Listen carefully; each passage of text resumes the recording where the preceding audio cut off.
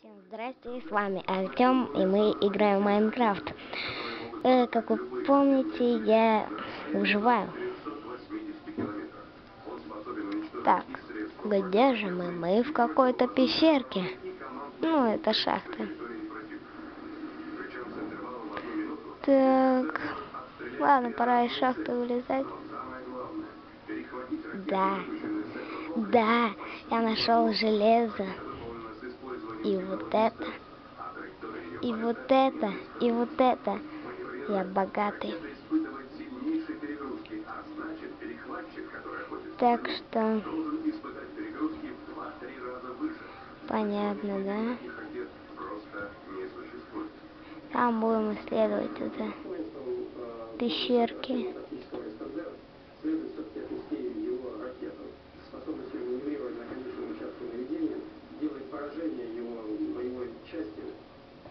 Так, эксперты утверждают, угу. ракетный комплекс «Искандер» сможет уничтожить американские системы ПРО, то это позволит России лишь нанести ответный ядерный удар. Так, поднимаемся наверх. Ядерную бомбежку на их территории. Если «Искандер» по каким-то причинам Соберем. система ПРО уцелеет, то российские ядерные ракеты попросту не смогут прорваться сквозь Я нее. искала алмазы, но Нанести ответный удар не получится. не нашел.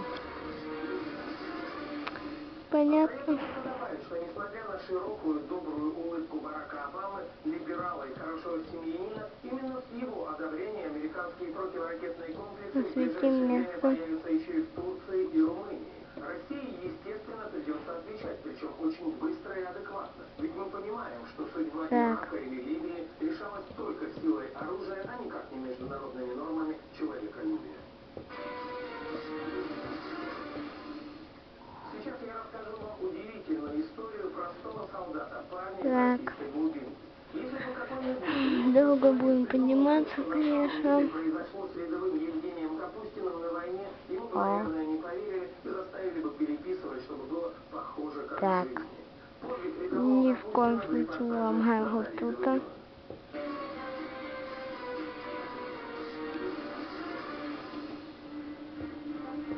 Нам нужно выбраться. 1999 года в село Карамахи входят федеральные войска. Я уже играл давно, просто мой фотоаппарат заряжался, вот поэтому не мог снимать. А так я прошел вон докуда. Ой, надо кушать. Я пока что ем гнилую плоть. Начинать штурм в таких условиях значит оправданно рисковать сотнями жизней. Поэтому командующий спецоперацией по ликвидации боевиков генерал-лейтенант Трошев отдает приказ перед штурмом базы террористов провести артобстрел. Капец. Почти двое суток дом обстреливают из дальнобойных установок. Ладно. Но безуспешно. Дом, в котором прячутся бандиты, чудом остается невредимым. После массированного артобстрела на штурм здания отправляется бригада спецназа внутренних войск. Но бойцам не удается даже приблизиться к позициям боевиков. Ведь до них почти 2 километра по хорошо простреливаемому полю, где нет ни единого укрытия. Тогда генерал Трошев принимает рискованное решение. Он приказывает вывести один из танков прямо на линию огня. Не знаю. Выберемся так, наверное, в следующей серии. Пока что будем. Я бежал, может, не вернусь. Удивительно, но Капустину удалось совершить хороший переезд. В тот момент, когда танк двигался по немыслимой траектории, чтобы боевики не успели его расстрелять, Капустин делает всего 3 выстрела. И все. Ладно, возвращаемся наверх. Даже скорее это была просьба от генерала Трошева. Там, ребята, завалите вы ее. И когда выстрелили Так, тут железо. Как только укрепление боевиков было обезврежено, командующий отдал приказ начать штурм. После кровопролитных боев село Карамахи полностью перешло под контроль федеральных войск. А сам генерал Трошев позже вспоминал: 3 точных выстрела рядового Капустина в самом начале штурма спасли десятки, если не сотни солдатских жизней. Ведь если бы здание пришлось брать штурмом, жертв было бы гораздо больше. К званию Героя России рядового Евгения Капустина представил лично генерал Трошин.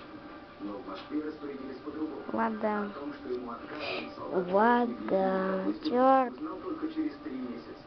Его батальон в то время уже Я в этой воде задохнусь. Нет, нет, нет, нет, нет.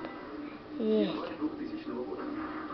Вон и дом. Вот уже 2 недели солдаты федеральных войск ведут кровопролитные бои за центр города.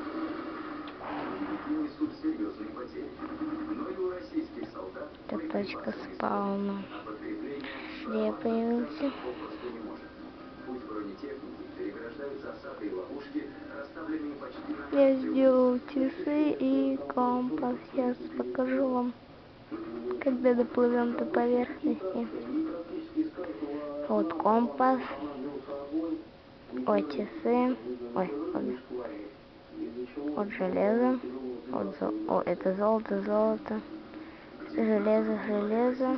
Вот. наконец удается расчистить дорогу. Рельсы. Северо-западных Рельсы. Семечки арбуза, семечки тыквы, порох. Дома у меня пороха еще больше. И, кстати, я сейчас вам покажу, как делать динамит. Я показывал, но у меня там пороха не было. Вы, может, не поняли. и попытается прорваться из города. Так что По данным разведки, побег основных сил боевиков будет прикрывать несколько лопатка сломалась. 25 января, У меня есть? войска будут входить Ладно. и устроить засаду в районе консервного завода. Задачу 31 хватит. Я один динамит уже взорвал. второго мотострелкового полка. Рано утром 25 января Так что. выходит на задание. О, В колонии идет танк Евгения Капустина. Пройдя 2 километра, гнилая плоть. снаряды, танкисты уже собираются возвращаться на базу, как вдруг попадают в засаду. Так, добро пожаловать. Одну из улиц Нельзя смотреть. Нельзя смотреть. становится живой мишенью. Капустин успевает только передать по рации остальным. Вот такое поле я тут и сделал. Танк взлетает в воздух. Теперь Танк вздрогнул и повалил черный дым. мой дом. После чего я потерял сознание, и когда очнулся, я понял, что в нас попали около танка Мое имя? ракеты. Пропасть. Танк, естественно, был очень сильно поврежден, командир погиб сразу на месте. Памятник черный пистолет. Ну, это вы знаете. А, нет, не знаете. Короче, теплица. Растет зерно и тыква. Командиров в танке остались двое. Ничего не делал. И рядовой механик, который при Так. практически не Вот это дом, который из стекла. командование танком на себя. Он приказывает Ну, механику можно ночью посмотреть на мобов. остается в танке. Вот это из лазурита я сделал. Вот такую вот синюю-синюю. Компрессионный перелом позвоночника. Так, зайдем-ка в дом мы. Чё? Видите, вот это камень. Я его добыл точки спауна. У меня есть ведро лавы, редстоун, лодка, много ведер. Это мусорка. В плен не было, потому что я знал и видел не понаслышке, что творилось у них в плену, как они издевались над нашими солдатами, над нашими ребятами. И что они потом Подождите, тут лишнее выложу. даже не задумывался. Лучше погибнуть на месте, чем поэтому из одного океана. Картина. Вот огромная картина. Диван. Ну, это просто так. Вот и шахта, там выход в эту огромную пещеру. У меня 28 пороха. Теперь 30. Так. Вот 8 золота. По координатам, где была засада, артиллерия нанесла прицельный удар. Район консервного Так. был полностью обезврежен. Возьмем порох. Дороги пошли основные силы. Еще через 3 дня Грозный окончательно перешел под контроль российских военных. Вот так вот делается динамит. Ну, может, не обязательно как бы вот столько пороха и столько песка ложить. Я просто так. Никогда не сможет ходить. Но сам Капустин понимал, ему предстоит еще один тур с Видите, самим собой. После сложнейшей операции порох. он все-таки сумел встать на ноги. Поначалу тяжело, поначалу, когда там в позвоночнике были вставлены спицы железные, это все было Да, очень болезненно. получится 6 динамита. Конечно, очень тяжело, но все-таки Это нормально. хотелось продолжать дальше жизнь, и хотелось продолжать нормально. Положим его. У меня есть песчанки. 3 седла. Несколько золота. Нитки надо выложить. Вот я не помню, как сделать раздавленный глаз паука. Из рук Владимира Путина золотую звезду героя, Женя задумывался о том, что совершил что-то особенное. Он просто выполнил честно свой Костяную пыль солдатский долг, сделаем. как и принято в российской армии.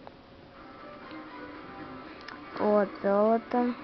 Вместо десантников в армии скоро появится Бэтмен.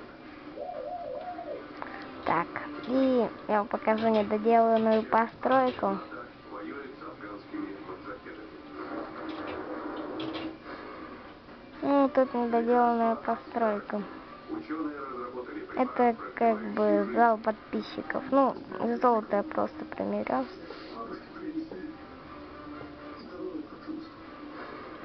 Разбирать блоки такие дорогие можно вот так.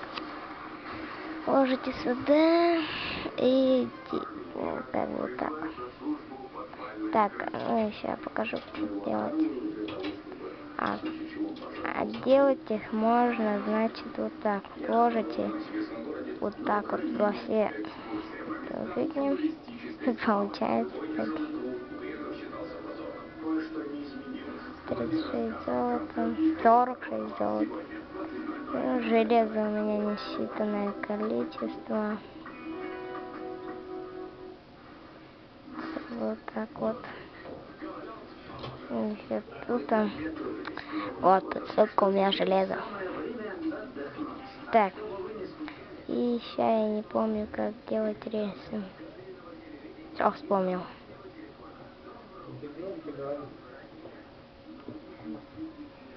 Так, и... Так, 3 минуты осталось. Сейчас я покажу, как сделать редстоунский лестниц. Какой? Рельс его, чтобы по ним можно было пустить вагонет какой-нибудь. Так, ложите золото за последней палкой, получается 6 редстоунских лесенок. Чтобы их активировать, нужно сделать редстоунские факелы. Ложите как бы туда палку, а наверх, ну как обычный факел, только вместо уголька редстоун. Так, ну все. В следующей серии. Пока, с вами был Артем.